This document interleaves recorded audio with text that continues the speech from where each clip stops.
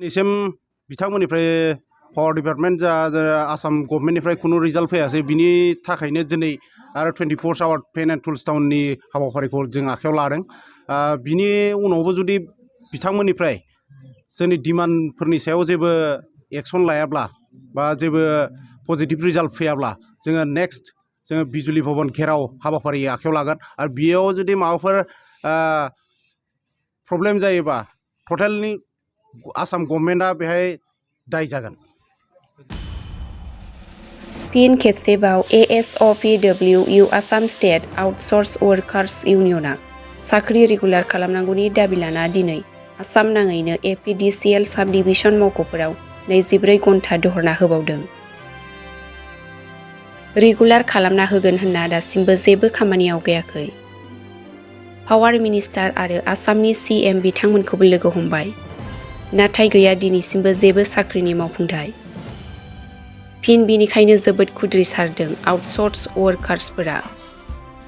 बिथांमोनहा फोरमायबावदों दि बे हाबाफारिनि गेजेरजों सरकारा गनायाब्ला बिजली भवनखौ घेराव खालामगोन होनना खौरां बिजोंनि गेजेरजों फोरमायथिदों। बेयावनो जोंनि Assam state outsource power workers इउनियननि गहपुर ब्रान्च कमिटिनिफ्राय मिडिया नोंथांमोननिसिम साबायखर बावहरनाय थाबाय। दिनै जोंनि जिथुनिखि आउटसोर्स एमप्लयिफोरनि जिथुनिखि साख्रि रेगुलारनि थाखाय जोङो दिनै 24 hours pen and tools town हाबाफारिखौ लानाय जादों। जोङो दिनैसिम जोंनि पावार मिनिस्टार मेडामखौबो जों खननै गाहाम लोगो हमनाय जादोंमोन आरो जों CM सारखौबो खनसे लोगो हमदोंमोन जोंनि डिमान्डफोरखौ फुलफिल खालामनायनि थाखाय। दा बिथांमोननिफ्राय दिनैसिम खुनु जोंनि डिमान्डनि सायाव खुनु एक्सन लायासै। दा बिनि एगेन्स्टआवनो जोङो दिनैनि 24 आवारनि पेन एन्ड टुल्स टाउननि हाबाफारिखौ लानाय जादों।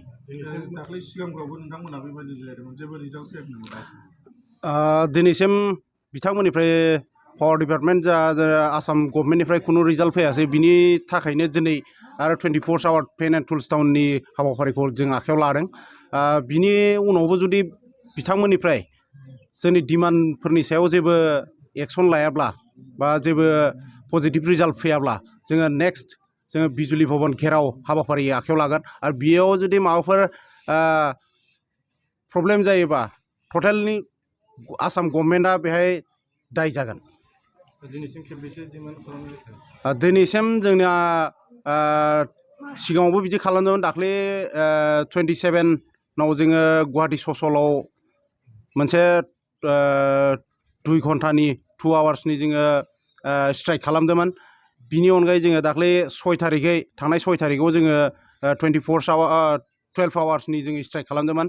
बिनि अनगायै बिथांमोननिफ्राय जेबो पजिटिभ रिजाल्ट फैयैनि थाखाय दिनै 24 आवार पेन एन्ड टुल्स टाउन जोङो हाबाफारि आखायाव लानाय जादों। गिबियावनो जोङो जोंनि आउटसोर्स स्टेट इउनियन पावार्सनिफ्राय गहपुर जोंनि हाखानिफ्राय जोङो नोंथांमोनखौ गिबियावनो बरायग्रोनाय जाबाय। दा जोङो सिगांनिफ्रायनो बेबायदि आन्दलन आयदाखौ जों लाबोबाय थानाय जादोंमोन, नाथाय दिनैसिमबो जोंनि जि डिमान्ड 17टा माने 11टा डिमान्ड, बे डिमान्डखौ दासिमबो आसाम सरकार आरो लोगोसे जोंनि माने पावार मिनिस्टार बा पावार डिपार्टमेन्टआ दासिमबो फुल मोनसे रिजाल्ट होनाय जायाखै। बेनिखायनो दा जोङो थांनाय 27 डिसेम्बराव जेला जों ससलाव 2 घन्टानि थाखाय जोङो आन्दलन लानाय जादोंमोन, बेवहायबो जोंनो जेबो रिजाल्ट मोननाय जायासै। आरो बिनि उनाव जोङो 12 घन्टा सम मोनसे लानाय जाबावदोंमोन। दा बेवहायबो जोंनो दिनैसिमबो माबा मोनसे जागोननि फुल रिजाल्टखौ होनाय जायाखै। बिनि थाखायनो दिनै 20 आरो 21 अक्ट' 24 घन्टा जोङो आरो बेखौ खामानि मावै जोङो जि माने गोसोआव दुखु मोननानै होसिख्रावनाय जि जोङो आयदा लादों, बेखौ जोङो दिनै आरो खनसेबाव लाबावनाय जादों। आरो बिनि अनगायैबो जुदि जोंनि जिखिनि डिमान्ड बा जों जिखिनि मोननांगौ बेखिनि खामानिखौ जुदि सरकारा बा जोंनि डिपार्टमेन्टआ मावनानै होआब्ला फैगोन बाराव जोङो बिजुलि भबनाव जोङो घेराव खालामनाय जोङो हाबाफारिखौ लानाय जागोन। बेसे गोबावनिफ्राय नोंथांमोनखौ आउटसर्सआव मावबोबाय दं खै बोसोरनिफ्राय? दाथ' बुंनो थाङोब्ला जोंनि बे आउटसर्सआव जोंनि गासै आसामावनो सोरबाया 10 बोसोर 12 बोसोर सोरबायाथ' 30 बोसोर जालायलांबाय आरो किसुमानाथ' दासिमबो साख्रि जानायनि जेबो लामायानो गैया अब्लाबो माने बिनि बैसोआ बिनि साख्रि जोबनायनि माने रिटायार जानायनि सम जाबाय। दा बावहाय थानाय दा जेसेबां जोंनियाव नुजाफैनो हानाय जेसेबां मावफारिया दं बिथांमोनहानो 10 बोसोरनि खमानो गैया आरो दा बिनि गेजेरावनो सोरबाया दानसेयाव एसे एनै मोनदों, सोरबायाथ' बिनि गेजेराव थाइसेबो थाखा मोनालासिनो दा बिथांमोना मावबोगासिनो दङ। दा बिनि थाखायनो जोंनि न'खरखौ आरो जोंनि गावनि लाइफखौ नायनानै दा जोङो बिनि थाखायनो प्रत्येक बारावनो सरकाराव जोङो अजद दैखांबोदों आरो जोङो खनफ्रोमबो जोंनि पावार मिनिस्टार बायद'खौबो जों लोगो हमनाय जादों।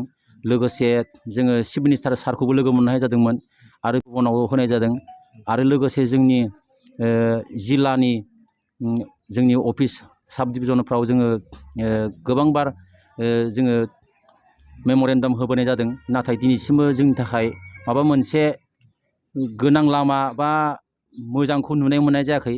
बेनिखायनो जोङो दा दिनैनि बे 24 घन्टा जोङो धरना खारज'खुसि बे जि आयदा लादों जों बेखौ दिनैबो लाफिनाय जादों।